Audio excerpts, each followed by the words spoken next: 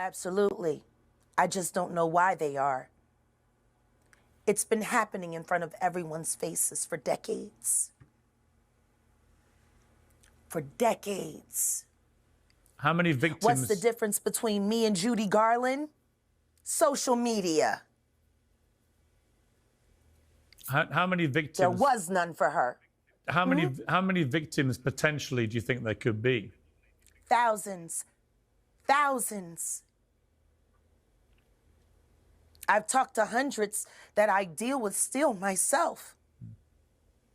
I have 3 victims right now who are willing to give testimony about not only what Mr. Carter has done to them, but his wife as well. They're a nasty little couple. They do nasty things. What do you think happened with Kim? Keeping people against their will. Putting people on planes while they're unconscious, just like Aaliyah got on that plane. Unconscious. There's a lot of things that people don't want to talk about, Pierce. Listen, like I said, Jay-Z and Beyonce are not here, unfortunately, to respond to that. I know. I'm just being honest with you. You're perfectly entitled to your views, obviously. Kim Porter, yes. A new book claims that Diddy may have been involved in her early death. What do you think of that?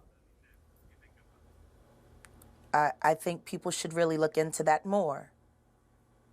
I am friends with Albie Shore. I love him. I love his children. I knew Kim. We used to all hang out together at the Kit Kat Club back in the mid-90s when Diddy was first starting his reign. I watched that whole thing happen. And everything that Albert has been through, every attempt on his life that has been ignored by the authorities, it all leads back to Diddy, and everyone knows it. The wiretapping of the phones, putting AirTag on children during visits. These are normal practices that these people do. Jaguar, I've got to leave it there. I really appreciate you joining me. Thank you very much. Thank you for having me.